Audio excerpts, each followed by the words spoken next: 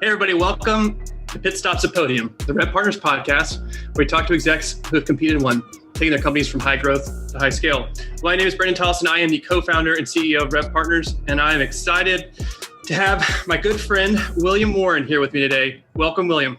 Hey, Brendan. I'm super excited about this. This is a lot of fun. Thanks for having me on.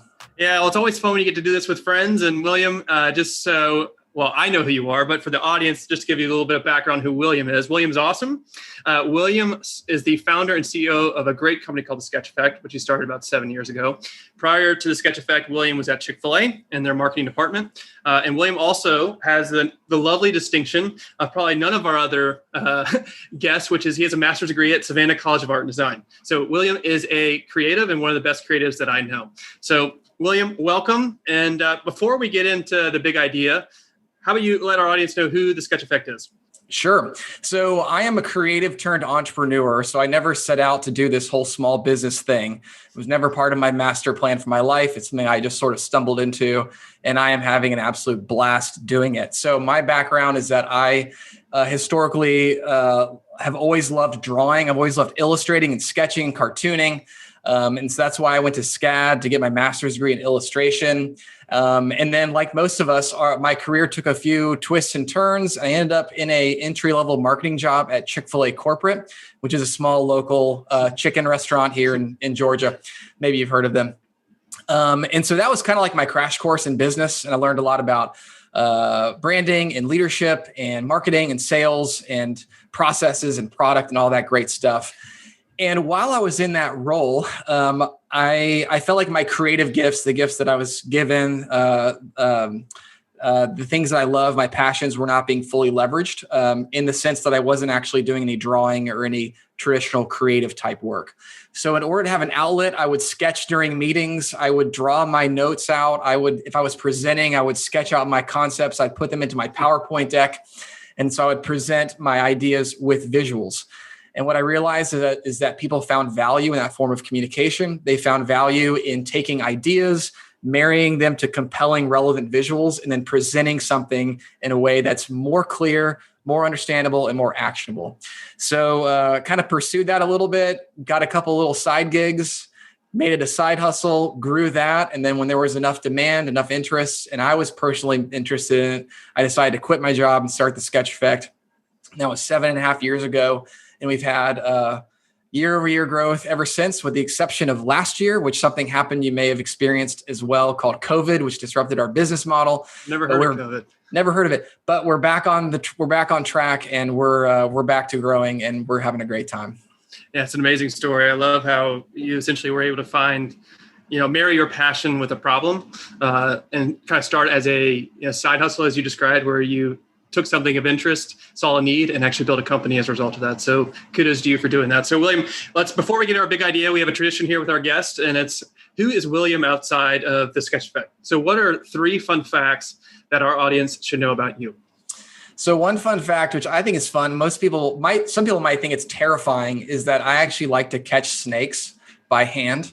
And not just snakes, actually all kinds of animals. I've caught a squirrel with my hands before. How did this passion come to be? That's an interesting passion to have. Yeah, so I learned it from my dad. My dad has always had a passion for animals and critters. And growing up, I would watch him do it. So we would be walking in the woods and we'd see a snake and he would just go grab it and catch it, and or a lizard or a frog or whatever it was. And so, I learned it from him. And I think the secret, which is, you could probably write a book about this or draw some like really amazing life lesson from it, which is that my dad taught me to know which snakes were venomous and which ones were not. So, and in the state of Georgia, there's only 4 venomous snakes, so I can identify all 4. So if I see a snake in the wild and it's not one of those, I know it won't kill me, so I can have the courage to go grab it. So what we have a copperhead, we have a rattlesnake, copperhead, rattlesnake, water moccasin, and then coral snake. Coral snake. Okay, that was the I couldn't. And they're all pretty easy to identify. So. Sorry, I'm nerding out here, but as long as it's not one of those, and you can grab it, and it might bite you. It's not going to hurt too much, but All right, so we got snakes. Fact. What else? I also love traveling, and I was determined not to let COVID stop me from traveling. And so in the last year, I've traveled to 4 countries. Wow. What's your favorite? So I went to Serbia. I went to Belgrade, which is the capital of Serbia, because it was one of the only countries that were letting in American tourists. And we had an amazing time. I mean, who goes to Serbia? Not many of us, but amazing time, great history, great food. So that's probably the one that I'll put high on the list. All right. So you got snakes, you got travel. And what's your third? And the third one, as I was preparing for this, is that I've actually met 2 U.S. presidents, Nice. George W. Bush and Barack Obama. And so yeah, that's cool. I'd like to meet them all. I think that'd be kind of fun, but I have photos with both of them, and it's kind of a neat thing. It is very neat. You're friends with 2 presidents. That's impressive. I wouldn't say friends. They might not remember me. I'm not that impressive. Even though you said I'm awesome, which is pretty cool. There's a lot of weight. That's a lot of weight. Yeah. Well, William, that's great. Let's transition into the big idea. So I think one of the things you talked about as you were giving our audience an understanding of what was the catalyst for the Sketch Effect. I think one of the things you're also passionate about is not only building a company, but also creating culture and casting a vision. And that's a really foundational piece for any entrepreneurs. You think about, how do I go from high growth to high scale? How do I get the right people to join me in this crazy idea I have to start a business? So let's kind of use these 3 anchor points as we kind of talk through this concept. How do we cast vision? So there's purpose statement, there's core values, and there's key behaviors. Let's start with this purpose statement. What does that mean to you from a context perspective? Sure. So just to back out a little bit, from when I started my business, as many people do, I was excited about the product. I was excited about the idea of taking the product to the world and sales and all that. But what I was most excited about was building a culture and growing a team, which I know you at the Rev Partners team are keeping top of mind as well. So from the outset, I wanted to build a culture that was by design, not by default, a culture that was uplifting, a culture that was enriching. So that was to back out. That's kind of the preface or the premise behind all this.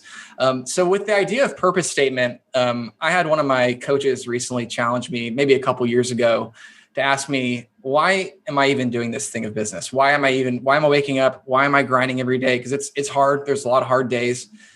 And he encouraged me to think through what is the why, and then to extrapolate that to come up with the why for the business. And so that is what we call our purpose statement. And we've identified it for us. It's not something we market or promote, but it's also not something that we're unafraid to share. So our purpose statement of the Sketch Effect is to create an uplifting environment where people become their best while giving their best. So that's it. One statement. And can you say it again? Sure. It's to create an uplifting environment where people become their best while giving their best. So there's 3 parts. First is the environment, which is we want to create a culture that's uplifting, that is challenging people, that's pushing towards growth, towards development, that's safe. We want to create that environment, and we want that environment to facilitate people becoming the best version of themselves, developing, getting better, making it better, both inside work and outside work, establishing healthy rhythms, healthy habits, all that. And then as they're becoming the best version of themselves, and that in theory should translate into them giving their best work. Because we want great work. Excellence is a core value of the Sketch Effect. I know we'll talk about core values in a second, but we want people to give their best work. And you can't give your best work if you're not at your best personally. You might for a short time, but it's not sustainable. And then that cycle, that virtuous cycle repeats. As you're giving your best work, you feel good about that. I mean, there's studies that show that when you're delivering work that you're proud of, that makes that encourages further growth, and that leads to even better work. And then the virtuous cycle continues.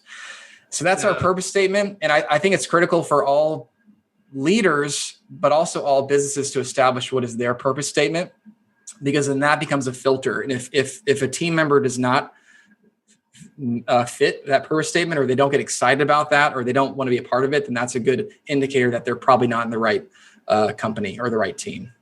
Yeah, it's definitely convicting for me, and some homework that I will have after this conversation. And it really speaks back to what you mentioned in terms of taking a step back of the culture by design, not by default. Yep. And you had to be intentional. And it really gives you direction and clarity as to what you're building. All right, so we talked about purpose statement. Let's move into core values. Awesome. Yeah, so core values is a critical part of building culture. And what's important with core values is not only to define them, but then also to model them and then to reinforce them. It's one thing to be like to list a bunch of things on the wall and publish it and print it out and make a poster of it. And it's one thing to publish it, but it's another thing to actually live it out. And I think that starts first and foremost with the leader, with leadership. They need to be modeling the behaviors. Because if the leaders aren't modeling it, then the team members won't model it. They're not going to live it out. So it starts first and foremost with the leadership. They need to model it. But then it also has to be published. I'm a big believer in like literally publishing it onto something, a piece of paper. We have a big mural here at the Sketch Effect with all of our values on the wall. Which is awesome, by the way. It's cool. Yeah, check it out. So publish it where people see it, where they see it often, where it's constantly being reminded, where it's a constant reminder to them. And then third is the values need to be reinforced. They need to be actively reinforced. And you can do that in a couple of ways. One fun way is to do like a core value shout out. So if somebody does a great job of embodying a core value, to publicly recognize them, give them a gift card, give them a prize, whatever. But you can also reinforce it through like having retreats and doing internal shout outs, things like that. But it also can be reinforced in the form in kind of, I don't want to say disciplinary ways, but if somebody strays from the core value in a way that you aren't cool with, is to privately talk to them, tell them, let them know kind of where they went wrong, and then always tie it back to a core value. So at the Sketch Effect, we have 6 core values. They're positivity, adaptability, integrity, excellence, courage, and whimsy.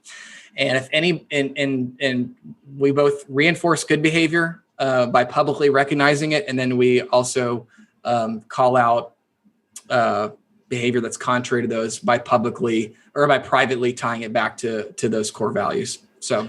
Yeah, one of the practical examples that I've seen you do that I appreciate and admire is you have like awards at the end of the year, right? Where essentially based off of those values, somebody gets recognized for that, which I think is a great example of how you have demonstrated what's important to you as a business and rewarding that behavior. Yeah, you got to make it fun. I don't know if you can see behind me, I've got a couple trophies back there. Those are our sketchies. So every year we have our annual internal team conference called the Sketch Summit, and we give out sketchies, which is modeled after the Dundies for those of you who are Office fans. And yeah, we do core value awards, and then we do some silly awards, like some goofy ones. And so that's a fun way to reinforce it, is to make it fun, make it silly, tie some awards to it. And even though it's just a silly plastic trophy, it really is a big deal when you get a core value award at the Sketch Effect, or you get the mission award or the purpose award. Yeah, in the words of Andy Stanley, what's rewarded is repeated. And so when you kind of understand what those things are, people know what they need to be doing. All right, so let's talk about the third leg. We talked about purpose statement. We talked about values. Let's transition into key behaviors. Sure. So key behaviors is an extension of core values. So it's one thing to list out the values that you want your team to live out. It's another thing to actually identify, what does that look like? What does that actually look like when it's lived out? And you referenced Andy Stanley. So I was inspired by what the team at North Point did with their core values.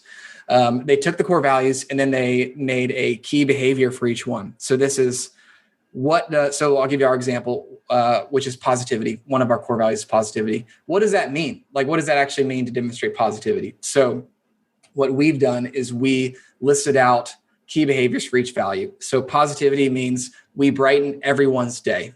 We brighten everyone's day. That's what it means. So that applies to our clients. So when our clients are on the phone with us, we want to brighten their day. We want to be a bright spot in their day. We want them, they might be having a terrible day, but we want them to walk away from their call with Sketch Effect thinking, wow, like that was a little bit of positivity in my day. Or maybe it's the mail guy, or maybe it's a vendor, or maybe it's each other, our employees. We want to be constantly brightening each other's day. So we've listed out our key behaviors for all of them. So another one that I love is adaptability. That's another one of our core values. And we identified the key behavior of adaptability as we happily adjust with confidence. We happily adjust with confidence. In our business, with our business model, we are constantly having to pivot and adjust, sometimes in big ways, like when COVID almost put us out of business. Sometimes in small ways, like when a client's agenda changes or the scope of work changes. So we do two things. We confidently or we happily adjust. So we're willing to adjust. We're willing to be adaptable. We're willing to do it with a smile, but we also do it with confidence. We do it confidently. If we need to readjust scope, we do that confidently. If we have to pivot, make a new plan, we do that confidently. We're not going to be thrown off our base. We're not going to be shaken. So I would encourage anyone as you're building out your culture, as you're thinking through culture, to not only identify the core values, but also what is a tangible key behaviors? What does it actually look like in practice? Yeah, one of the things I love about what you described is you made it practical. Oftentimes, to your point about values, is they're just words or white noise, but it's how do you actually reinforce that? And the great thing is, for any leader, is you can control it. And if you actually just take the effort and time to focus on it, and oftentimes it gets deprioritized because I think other things are more important. But in reality, culture is the DNA of your company. That's what's going to set you apart from any other company that you're competing against. And if you don't do it right, you're not going to have a great company. Exactly. And I think not the last thing, but one thing I'll add to that is that with core values, they should be at one point a reflection of who you are, of like your best traits. So like for me, I'm trying to think of a good example. Okay, we'll skip that. They should be a reflection of who you are. So they should be a reflection of what's already in you, but they also should be aspirational. So they should be things you're also striving to constantly become and constantly get better at. So like I know for our team, like adaptability, we talked about that. Like I think we have adaptability baked into our business model, but we also need to constantly be striving to be more adaptable, more flexible. So as you identify your core values, you shouldn't just pick some value because you think it's cool. It should be something that's already naturally part of your DNA, but something you also want to aspire to become even better at. Yeah, I love that tension that you just described, especially the aspirational part. We always want to be a better version of ourselves and push others to experience that as well. So William, I really do. I loved our time together. I learned a lot personally. I know our audience did. If they want to engage with you further, what are some practical next steps they can take to learn more about William and or the Sketch Effect? Yeah. So at the Sketch Effect, we offer two main services. One is a live event sketching service, both for in-person and virtual events.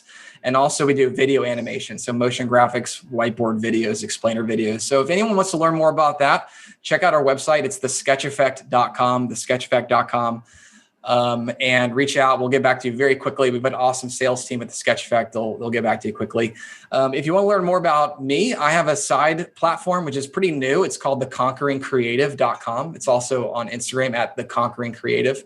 And that's really more just an outlet for me to share some business advice, some business resources, some things I've learned along the way. Because like I said, I never set out to be an entrepreneur. Everything that I've learned by doing or by replicating what I've seen other leaders do, other small businesses do. And so this is just a way for me to give back and share back what I've learned. So well, I appreciate I appreciate your humility and your vulnerability and sharing kind of what you've experienced within the Sketch Effect. And I know it will be of value to our audience. So thank you very much, William. Really do appreciate it. Awesome. Thanks, Brendan.